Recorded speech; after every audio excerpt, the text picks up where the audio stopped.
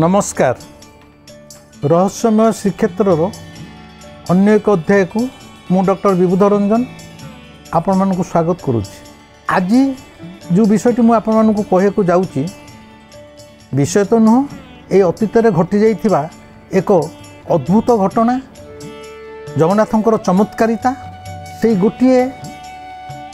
इतिहासर कथा जानिले आपण माने जानिबे आम ठाकुर ना जगन्नाथ माने जगतर नाथ।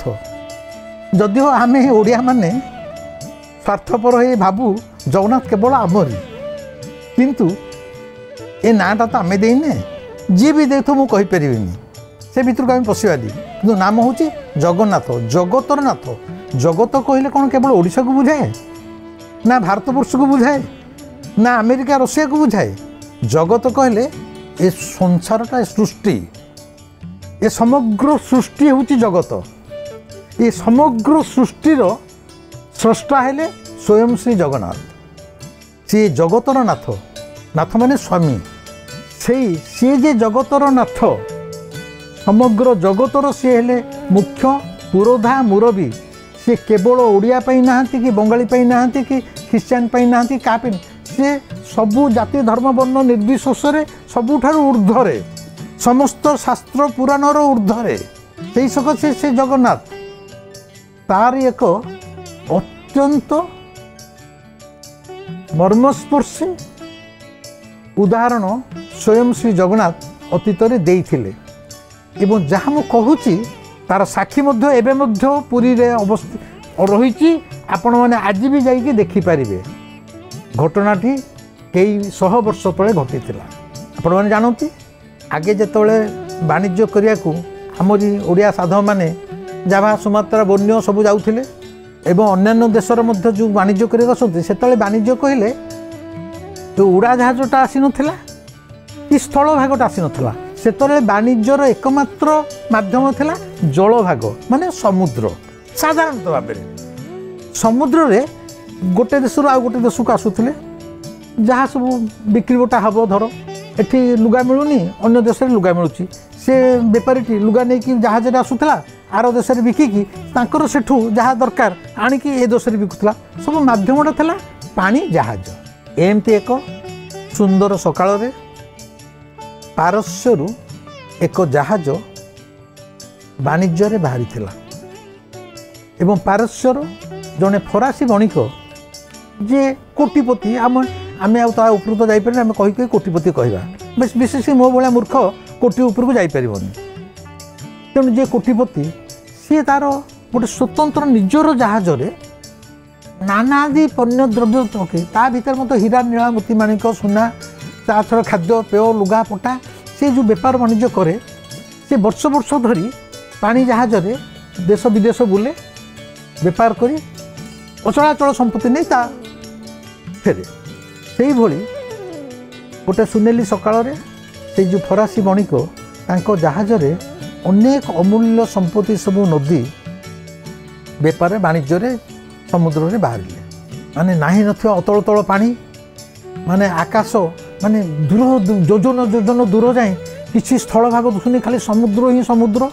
आकाश आसिकी समुद्र सहित मिसी जाउची सते जेमिति आकाश समुद्र को चुंबन करुच्ची। आम भी पूरी समुद्र कूल बसले भी देखुवे बहुत दूर को चाहिए लगे आकाशटा आसिक समुद्र सहित मिसी जाइए समुद्र और आकाश गोटे परस्पर को स्पर्श करुँच अविकल सेमती गुड़े दिन है जहाज चली बणिक व्यस्त केते जल्दी तांकर इच्छित स्थानटा पहुँचले सी टिके रेस्ट नेबे तापर से जहाज अन्य खाली जिनस तो नहीं गोटे जहाज जो अन्य देश आउ गोटे देश होती तादे जो मैंने पैसेंजर यात्री से जो महला जहाज भी से 4-5 महला है से यात्री मैंने भी अच्छा चली बणिक तांको निज चैम्बर भितर आराम रे झरका बटे आकाश को समुद्र को उपभोग करुँच। ठीक एति बेलू कबाटा ठक ठक है ये आस भितर को से जहाजर जे चीफ कैप्टेन बीट तांको ना सी दुआर खोली आसिले पवन खिली खिली मारुची सब मारुची सी कहते भयर एमती थरुंट कि तुम कैप्टेन एमती थरुच कहीं गोड़ हाथ थरुच किसी कहीपर कौन है कह ना आज्ञा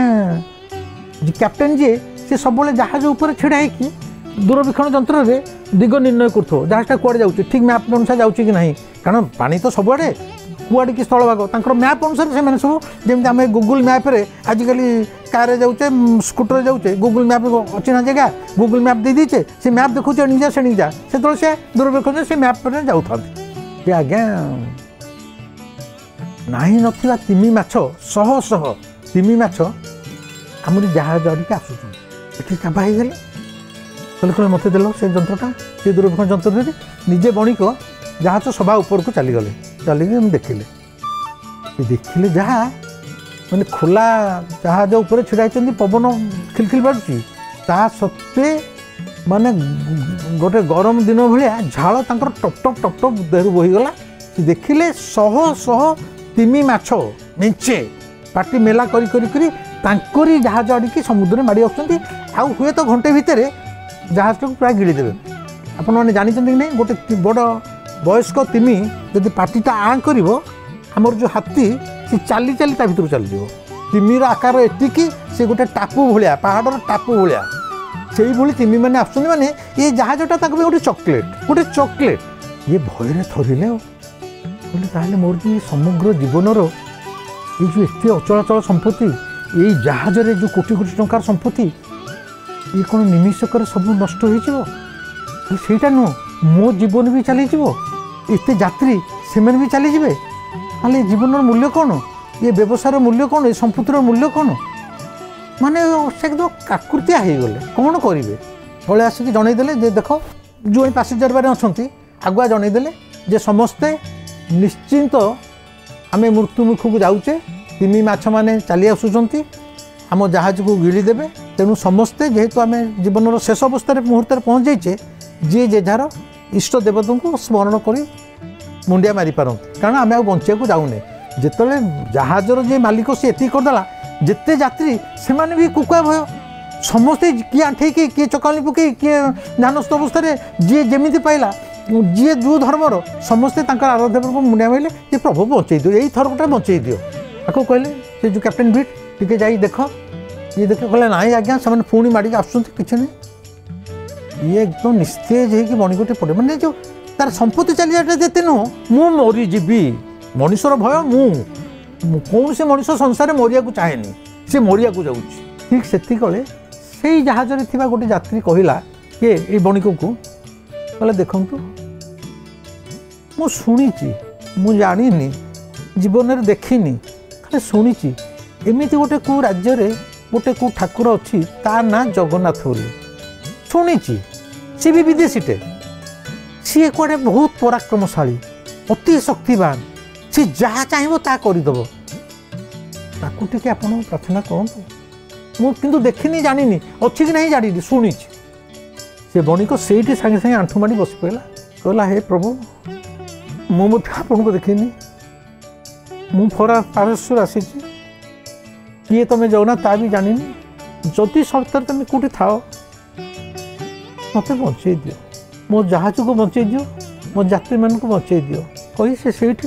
गोटे लम भाई पड़ी मुंडियाटे मारला से मुंडिया मारिकी उठुची एत से जो कैप्टेन बीट से ऊपर दौड़ दौड़ी आस कहते आज्ञा आउ तिमी माछ मैंने कहीं ना माने ना तिमी माछ मैंने कहीं ना कहीं से दिग बदल कि अन्य जाऊँ बणिक आउ थे से जगन्नाथ को मुंडिया मारा बणिक देखनी जानी जगन्नाथ किए कहीं जानी कौ राज्य से जानी सी ऊपर को उठीगला जा देखला जो दूरवीक्षण जंत्र में तिमी माने दल अन्य मुहाई जाऊँ से दिन केवल जगन्नाथ जगन्नाथ जी प्रकृत जगतर नाथ तांकों जाति फाति नहीं धर्म फर्म किसी नहीं समस्त सी अच्छा समस्त पारस्यरू आसीथुआ गोटे फरासी बणिक कु समुद्र भितर डाकुची जमती हाथी डाकी कुंभीर कामुड़ला बेले तथापि ठाकुरंकर कि लीला कि रहस्यमय ठाकुर से दिन से बणिक बंची जाइथिला जहाज निश्चित मृत्यु मुखर बंची जाइथिला एवं जेतले संपूर्ण जहाज आसी तार जो लगी तार बेपार चली से बणिकटे ठीक कला जे ये जहाज रे जहाँ संपत्ति अच्छी जहाँ पाई मु बचिली बचिले तो व्यवसाय हम सबू आनी जगन्नाथ मंदिर में परवर्त समय खोजी आनी दान कर देइथिला एवं से जहाज भितर गोटे पितल घंटी थिला से घंटीर उच्चता अति कम 5 फुट उच्च 5 फुट उच्च पितल घंटीटे से अष्ट धातु तैयारी से फरासी भाषा ता चारिपट जाक लिखा जाइए कौन जो फरासी जानते पढ़ी पारे से घंटीटा को से दान कर देइथिला से घंटीटा जो दान करता आज कि 500 700 कि 1000 वर्ष तले तार धन संपत्ति सब दान करता एडे के घंटी कौटी रमें मंदिर भितर बेढ़ा भितर अगुणारू जो 7 पाहाच दे ठाकुर को उठुचे भीतर को जाऊे गौड़ सम भर पहुँचे आउ गोटे 7 पाहाच बाटे आम ओह्लू जो ओह्लू यहाँ कहता घंटी द्वार से पिंडा उपर से घंटीटा थुआईला केते दिन जाए अति कम रे मु चाकरी करिया जाए पाखापाखि 80 मसीहा जाए से घंटीटा से पथर पिंडा उपरे जोटा घंटी द्वारा कहा जाए आमर पाट अगना पाखे किनी थुआईला एते 100 वर्ष पर खोला आकाश तले खरा वर्षा काकर खाइला पर मध्य से घंटी सेमती चकचक मारू थाए सामान्य कलंकी नाही सी कु धातुरे तैयारी ता भगवान आनती कहते अष्ट धातुरे पूरा तैयारी होता तादेर फारसी भाषा में सब लिखाई सेटा को एबे आपण कहूँ आमर जो मंदिर भितर जो म्यूजियम अच्छी नीलाद्री म्यूजियम से म्यूजियम भितर सबुदिन रखा जाइए प्रकृत में जमी गोटे घटना घटी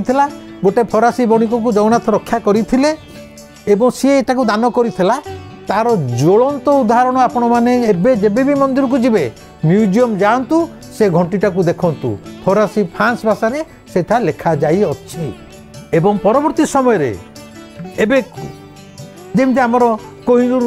हीराटा रही जाइए ब्रिटेन आनी पके आम कहूँ आमको आम हीराटा फेरी दियो फ्रांस गवर्नमेंट चिठी लिखिला आमको आमर से घंटीटा बहुत कोटी कोटी मूल्यर आमको फेरी दियो डॉक्टर हरिकृष्ण महता बंची थिला बेले तांको प्रजातंत्र लिखा होता गाँ मजलिस से निजे लिखुले सी भेहेमेंटली अपोज करते एवं आम सरकार तरफ चिठी जाइथिला जे सेटा आम दान सूत्र में पाइचु सेटा आउ फेरस्त दिज्व ना ये है जगन्नाथ चमत्कारिता और पितल घंटी कथा जे जगन्नाथ जे जगतर नाथ सी समस्त अच्छा तमें कहीपार तांकर कान नाही आम देखुचे आखि आगे कान नाही बोली से सबू शुणी पारती सबू जानी पारती सी एक अद्भुत रहस्यमय ठाकुर मु आपण मानू कहूँ आपण मैंने पुरी जी आसुथिबे निहाती ये घंटीटा को देखिबे देखिले जानिबे ये आम जगन्नाथ गोटे निर्जीव काठर गंडी नुहे ये एक जीवंत ठाकुर आज एतिकी पुणी परवर्ती समय आम अन्य विषय कथा करवा रही नमस्कार।